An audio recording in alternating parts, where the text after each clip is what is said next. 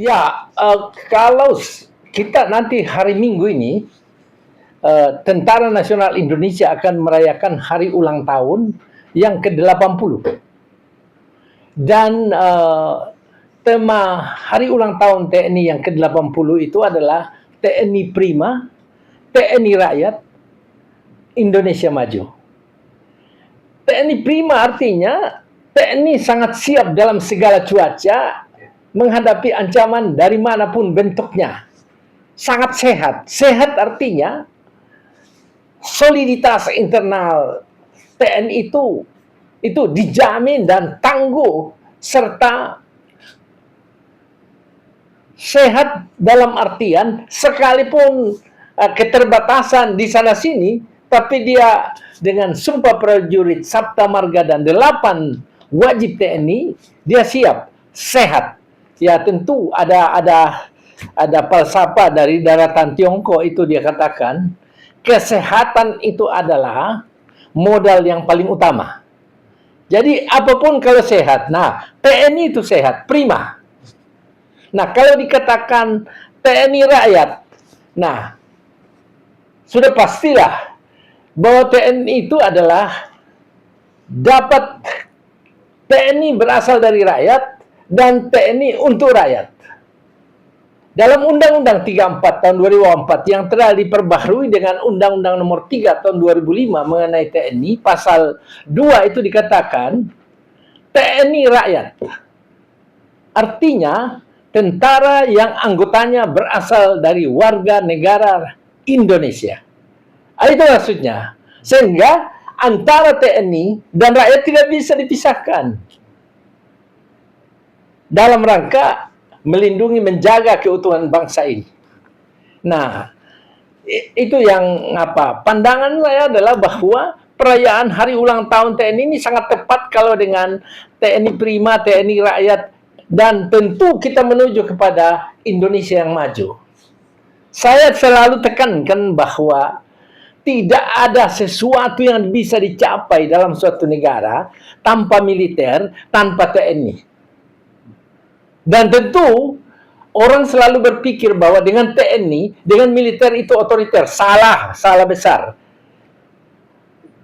Situasi global, situasi negara, situasi dimanapun telah berubah dan mengarah kepada prinsip-prinsip demokrasi. Dan paling cepat berubah itu adalah TNI. Dari ABRI TNI, perubahan sangat besar. Sekalipun, ya, selalu bertubi-tubi dituduh. Satu orang yang salah melangkah disuruh semuanya ini TNI jelek. Itu kebiasaan yang buruk dan harus dihilangkan dan jangan selalu diulang-ulangi.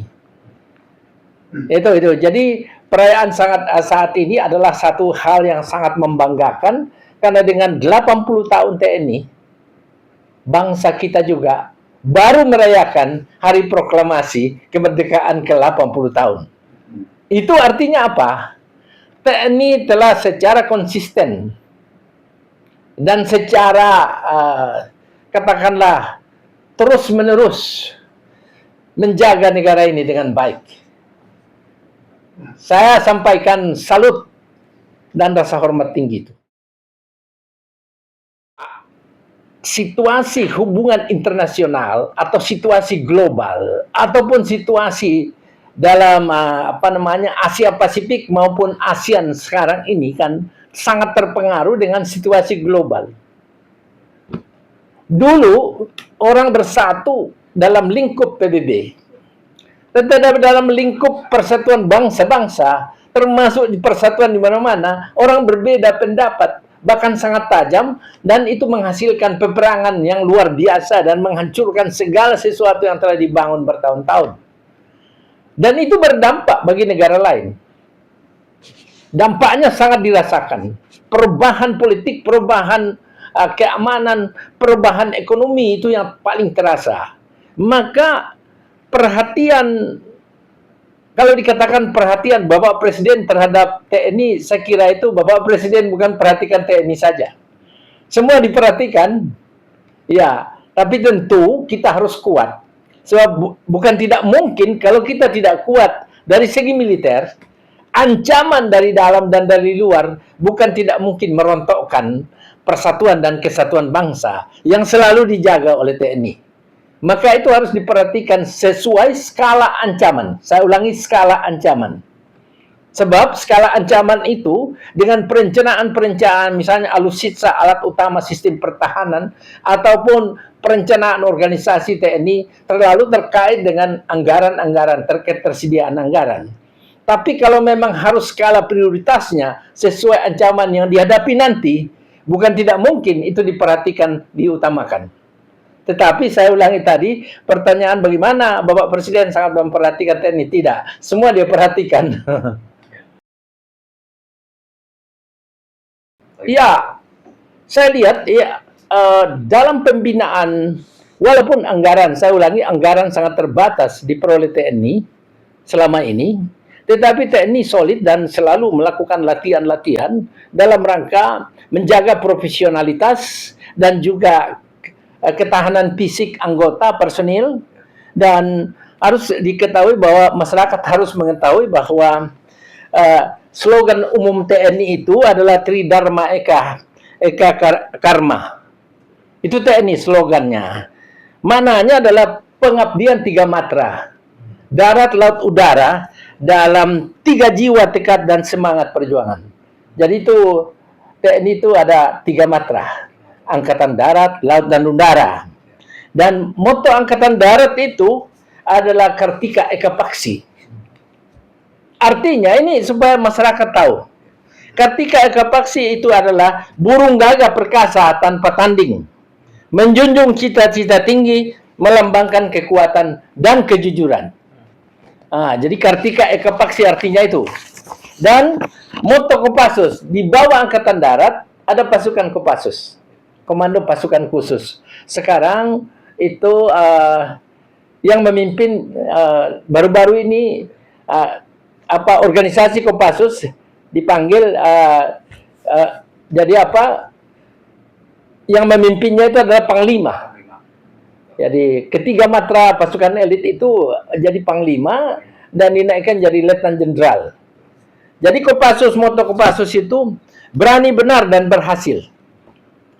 Berani, benar, dan berhasil.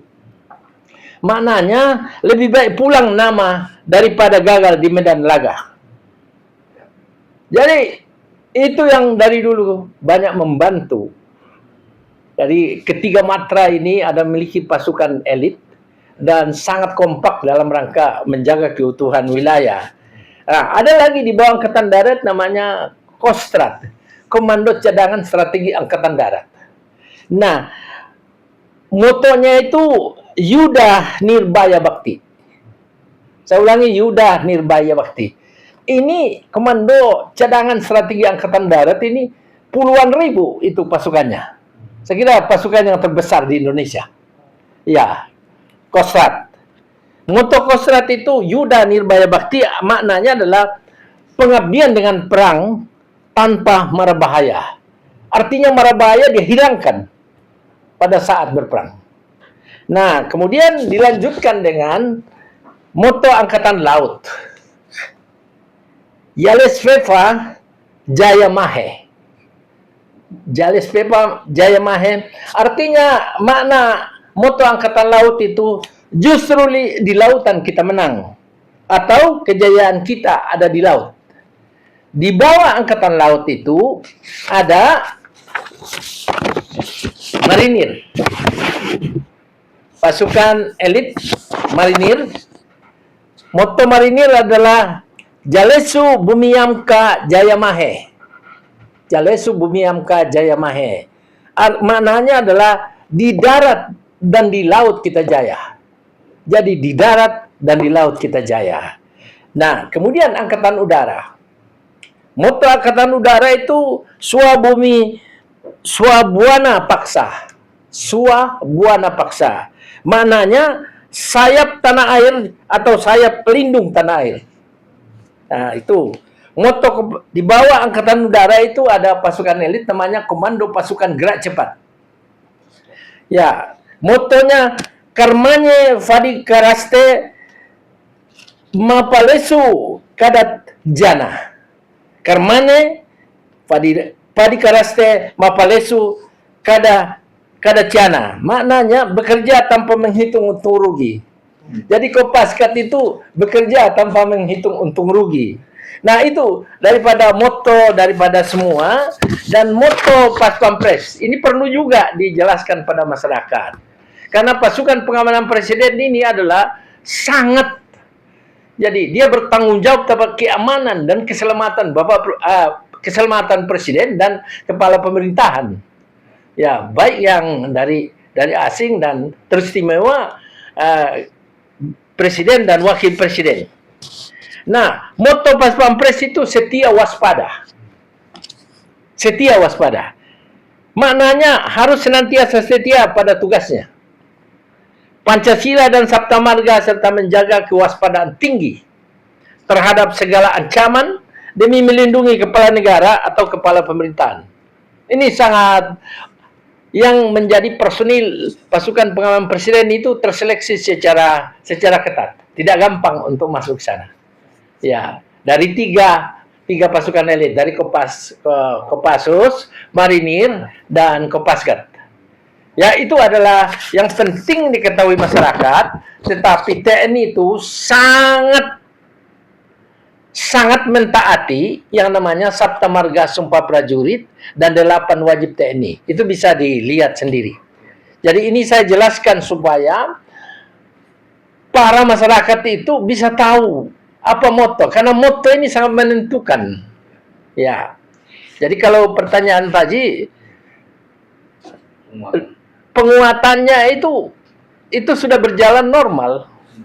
Tidak kita, jadi kalau misalnya militer itu ada apa? Komandan memerintah, itu otomatis mengalir dengan lancar. Tidak ada, karena di dalam Sabta Marga Sumpah Prajurit itu juga tidak boleh menentang perintah pimpinan. Ya, kalau dia menentang diserse, ditangkap. Ya, dan itu sudah berjalan normal. Penindakan yang berlangsung di TNI. Kalau misalnya melanggar, ya mau tidak mau ya ditangkap oleh polisi militer. Dari 3 matra ini ada di situ. Kalau misalnya ya melanggar, dia diadili oleh auditor militer, jaksa namanya. Jaksa militer itu auditor militer. Kalau dia diadili oleh hakim militer. Nah, di Mahkamah Agung itu ada hakim agung militer. Di kejaksaan juga ada. Jadi masyarakat harus tahu, jangan sampai penempatan personil TNI itu kok ini sudah mau dimiliterkan, enggak lah. Jangan terlalu banyak curiga, jangan terlalu banyak mungkin saya tempoh hari gunakan kata yang jangan terlalu merendahkan lah TNI. Jangan menghina, jangan memfitnah TNI. Sebab apa yang dirasakan masyarakat bahwa ada sesuatu yang salah di TNI, laporkan ke polisi militer. Ya, nanti terproses itu. Pasti terproses. Jadi jangan di luar gerakan-gerakan itu seperti menjadikan TNI itu musuh. Ini bakalan kita itu akan menyesal nanti sebagai bangsa dan negara kalau tidak ada militer, di mana kebinekaan kita itu luar biasa. Beda suku bangsa, beda suku, agama, etnis, golongan, beda pulau, beda dan lain-lain, beda bahasa. Nah, TNI itu dapat mempersatukan. TNI mampu mempersatukan itu. Namun memang dalam fora internasional, TNI itu selalu dijaga supaya jangan terlalu berperan. Dan itu adalah yang mengurangi peran TNI itu adalah para orang yang meminjamkan uang pada masa yang lalu. Tahun 98 sampai di kerangkeng itu namanya Kopassus dan lain. Tidak boleh berperan. Hanya karena peminjam itu memberi syarat. Kalau tidak bayar. Dan itu ditanda tangan. Sampai sekarang masih ada dampaknya itu. Dampak yang terasa adalah munculnya namanya outsourcing tenaga kerja. Mana mungkin orang kerja di bank 1 tahun kontrak? Nggak bisa. Dan itu mengurangi produktivitas. Itu ekses dari pinjaman. Jadi kita tidak bisa, TNI tidak bisa masa yang lalu bergerak karena itu adalah mau tidak mau TNI itu di bawah presiden. Ya, kalau Panglima TNI menggerakkan TNI untuk perang, harus dilapor 2 kali 24 jam ke DPR. Nah, nanti presiden melapor kalau DPR tidak setuju, TNI harus menarik pasukan. Jadi sebetulnya tidak perlu dicurigai TNI ini. Ada prosedur-prosedur yang tidak gampang. Ya, kalau ada ancaman, dia harus konsultasi dengan Panglima tertinggi TNI, yaitu presiden. Ya, itu. Asal mula penempatan ini yang dimasukkan dalam Undang-Undang TNI tahun 2004 itu bermula daripada jebolnya keuangan negara pada tahun 98. Jadi supaya masyarakat tahu, kredit macet itu 450 triliun. Para pengusaha itu dengan seenaknya ngambil uang di bank dan tidak bayar. Dan kita mengalami resesi luar biasa tahun 98 itu. Membentuk Badan Penyihatan Perbankan Nasional, ternyatanya bisa diselamatkan 139 triliun. 311 triliun hilang. Kemudian ekonomi tidak jalan. Bank-bank kolaps. Semua nasabah minta uangnya kembali. Bank tidak bisa membayar karena sirkulasi keuangan tidak lancar karena uang terbatas. Maka diberikanlah bantuan likuiditas Bank Indonesia 145,5 triliun. Badan Penyihatan Perbankan hanya mampu mengamankan 30 triliun. 115,5 triliun itu hilang. Kenapa? Bank yang dikasih uang 145 supaya memberikan pada nasabahnya supaya bisa jalan ekonomi, bukan dikasih pada nasabah. Dia belikan dolar. Pada zaman itu dolar 4.500 $1 menjadi 16.000. Jadi spekulasi ini pada bank ini. Ngemplang kredit ini. Nah, jadi hilang lagi 115,5 triliun. Ya, sampai ada itu namanya surat release and discharge, pembebasan kewajiban. Itu tidak usah saya uraikan, nanti tidak nyaman. Nah, waktu itu sekarang itu ada pemeriksaan BPK. Ibu Sri Mulyani katakan BLBI masih akan membebani anggaran negara sampai dengan mungkin baru lunas 2043. Pada tahun 99 BLBI sudah dikasih tidak jalan karena bank-bank ini nakal. Diberikan rapat lagi di Binagraha, kemudian disepakati supaya ekonomi jalan. Uang harus diciptakan menjadi 650 triliun dikasih 26 bank. Yang paling besar dapatnya BCA itu. 54 triliun. 26 bank dikasih, tapi ini hilang semua. Muncullah penyelamatan dari IMF, terpaksa Pak Harto teken itu akibat kelakuan pengusaha dan para bankers dan juga sipil. Maka muncullah ide pada 2004 supaya cobalah di pos-pos tertentu itu dimasukkan personil TNI yang memiliki pikiran panjang, pikiran idealisme panjang, idealisme nasional, supaya mampu memberikan pikiran terhadap keadaan-keadaan itu. Dengan kehilangan sampai 1.000 triliun waktu itu. Dalam situasi itu, maka terciptalah di dalam Undang-Undang 34 2004 dimasukkanlah TNI misalnya ke Lemhanas supaya di dalam kajian strategi Lemhanas itu bagaimana IPOLEK tersebut Hankam, ideologi politik ekonomi sosial pertahanan dan ekonomi.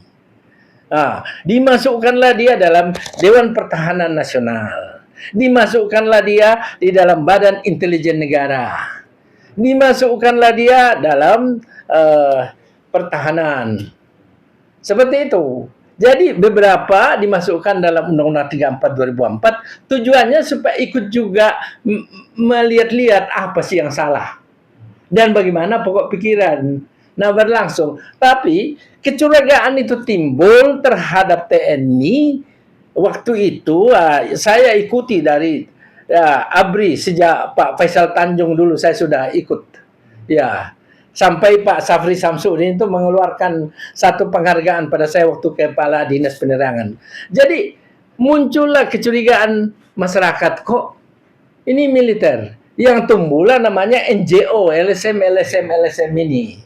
Nah, LSM ini lebih banyak digunakan oleh pemberi pinjaman supaya memata-matai, supaya jangan ikut sendiri. Ini TNI ikut apa, cawe-cawe seperti itu. Karena dengan ikutnya TNI ada ketertiban.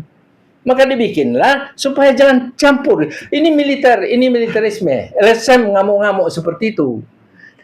Tujuannya supaya pinjaman ini tidak usah direcoi, tidak usah diawasi kalau mau korupsi. Saya ulangi, tidak usah direcoi kalau korupsi. Nanti supaya peminjam ini nambah lagi tuh pinjaman. Tapi masyarakat tidak tahu bahwa kehadiran TNI di dalam itu dalam rangka untuk memberikan stimulasi, stabilisasi, dia perimbangan. Karena kelakuan sipil ini luar biasa, mencuri uang. Itu. Jadi munculnya di situ, tetapi kecurigaan itu berlebihan. Akibatnya apa? Muncullah namanya teroris, muncullah ini, muncul apa? Perdagangan narkoba, muncul bermacam-macam yang merupakan ancaman terhadap negara. Padahal dulu waktu saya ikuti perkembangan ABRI dan TNI, kalau seorang babinsa itu yang berada di desa, itu kakerlak apa nih? Apa ya kakerlak itu? Itu binatang itu kalau bergerak aja dia tahu. Baru binatang bergerak aja dia tahu. Artinya sistem deteksi dini maupun penggalangan maupun pengawasan itu sangat ketat. Tidak ada yang bisa lepas dari seluruh Indonesia. Karena munculnya pinjaman, dilonggarkan semua, ABRI tidak bisa ikut, akibatnya apa? Segala sesuatu bisa timbul, fitnah bisa ada, orang yang tidak jelas urusannya, tidak pernah berbuat bagi negara, ikut menghina-hina TNI seperti itu. Ya, padahal dia tidak tahu kalau tanpa TNI tidak ada bangsa ini. Nah, kalau pertanyaan apakah tentara kita sudah ideal untuk menghadapi ancaman, kalau di dalam TNI itu, di dalam militer ini, itu tidak usah banyak orang pengamat di luar yang suka mendikte TNI harus begini, padahal dia tidak ngerti apa itu TNI. Ya, ada saya lihat itu tentara seolah-olah membela, saya lihat bukan tentara, ada seorang intelektual seolah-olah membela TNI, bahwa kalau TNI masuk barak itu orang yang ngomong itu gila. Padahal dia tidak ngerti TNI ini. Jadi orang yang bicara militer dan TNI, tidak usah seperti membela-bela TNI. TNI itu sudah bisa mengatur organisasinya dan secara struktural dari atas ke bawah itu akan berjalan. TNI itu prima itu. Prima artinya dia mampu mengatur diri sendiri sesuai skala ancaman. Kalau ditanyakan oleh saudara bahwa apakah dengan personil sekarang sudah main, dia perencanaan TNI itu tidak seperti tambah pegawai negeri. Tiap tahun ditambah, tidak tahu uangnya dari mana. Ya, bahkan semakin tahun bangga itu kalau tambah pegawai negeri. Tambah terus pegawai negeri, direkrut terus. Ya, jadi adalah Kementerian Pendayagunaan Aparatur Negara dan Reformasi Birokrasi. Ya itu aja kerjanya itu, tambah pegawai negeri, tambah pegawai negeri. Soal dia bekerja atau tidak, soal lain. Kalau di dalam militer itu sesuai dengan kebutuhan. So, pergerakan skala ancamannya itu sudah siap semua. Di laut, di darat, udara, sudah ada. Kalau ancaman di wilayah yang tidak bisa diatasi oleh Panglima Komando Daerah Militer, maka tergantung jenis dan skala ancaman berbahaya atau tidak, itu sudah ada. Kalau memang ancamannya skala luas, kirim Kostrad ke sana. Kalau memang perlu satu hal yang lebih spesifik, kirim Kopassus Marinir atau Kopasgat. Tentu dengan kita ini kan tidak bisa hidup steril dari penilaian lingkungan. Baik lingkungan strategis ASEAN maupun Asia Pasifik maupun dunia, maka tentu itulah sebabnya Bapak Presiden selalu mempersiapkan alat utama sistem pertahanan. Sekalipun kita terbatas uangnya, tetapi dengan cara kepercayaan dari luar negeri, sahabat negara lain, Bapak Presiden memperoleh kepercayaan untuk memperkuat alat utama sistem pertahanan. Jadi kalau kita peringkat ke-13, tentu itu membahagiakan, tetapi bukan membahagiakan kesiapan TNI secara prima dan untuk rakyat. Tentu muaranya itu adalah Indonesia supaya maju. Mengawal Indonesia sampai tercapainya Indonesia Emas. Melalui secara bertahap tahun 30 dan tahun 45. Ini harus aman. Harus aman. Makanya tentu kepada masyarakat itu janganlah curiga. Jangan hina-hinalah TNI itu. Ya, karena itu penopang kehidupan kita berbangsa dan bernegara. Di negara ini saya jamin tidak akan jadi militerisme, diktator militer. Nah, kalau sampai terjadi itu saya terserahlah mau apain saya, tidak akan terjadi. Karena Sabta Marga Sumpah Prajurit dan 8 wajib TNI itu sudah sangat dalam itunya. Dan pembinaan TNI itu TNI itu di dalam Sabta Marga itu adalah Pancasila, Undang-Undang Dasar itu taruhan hidupnya. Ada enggak orang lain yang bisa seperti itu? Enggak ada. Enggak ada. Maka selama Pancasila itu masih utuh, kita masih hidup. Bhinneka Tunggal Ika masih bisa jalan. Kita berbeda-beda, tapi masih kita bisa bersatu. Nah, payungnya itu TNI. Kalau itu sudah TNI rapuh, maka jangan diadu domba itu TNI. Saya tahu juga bahwa keributan-keributan pangkat dan jabatan di lingkungan TNI itu pasti akan ada. Tetapi tidak akan muncul ke permukaan karena mereka itu loyal pada pimpinan. Hanya orang-orang luar yang suka mengadu domba itu TNI supaya ribut. Saya ingatkan teman-teman pengamat dari entah intelektual entah siapa, nggak usahlah tampil seperti membela-bela TNI. Dia bisa membela dirinya. Sama halnya ada saya sebagai contoh saja ini, ada itu adalah orang yang misalnya relawan presiden pokoknya orang yang akan membela presiden, nggak usahlah presiden atau TNI dibela, nggak usah, dia bisa membela dirinya dengan undang-undang, dengan Sabta Marga, Sumpah Prajurit, dan untuk Bapak Presiden nggak usah dibela-bela. Tidak usah didukung-dukung. Dia akan terdukung dengan sendirinya melalui Undang-Undang Dasar Pancasila dan Undang-Undang Dasar. Pada saat merayakan hari ulang tahun TNI ke-80, ini adalah hal yang sangat menggembirakan dan membahagiakan. Kepada Bapak Panglima TNI, kepada Bapak Menteri Pertahanan Republik Indonesia, dan kepada pimpinan Kepala Staf Angkatan Udara, Angkatan Darat, Angkatan Laut, dan Kepala Staf Angkatan Udara, dan seluruh jajaran personil TNI dimanapun berada, dan keluarganya, saya sampaikan selamat hari ulang tahun TNI yang ke-80. Saya doakan semuanya supaya bisa selalu sehat walafiat dalam lindungan dan pertolongan Allah Subhanahu wa Ta'ala, Tuhan Yang Maha Sang Hyang Widi Wase, dan semoga saya doakan selalu solid, prima, TNI rakyat dan Indonesia maju. Selamat Pak, salut.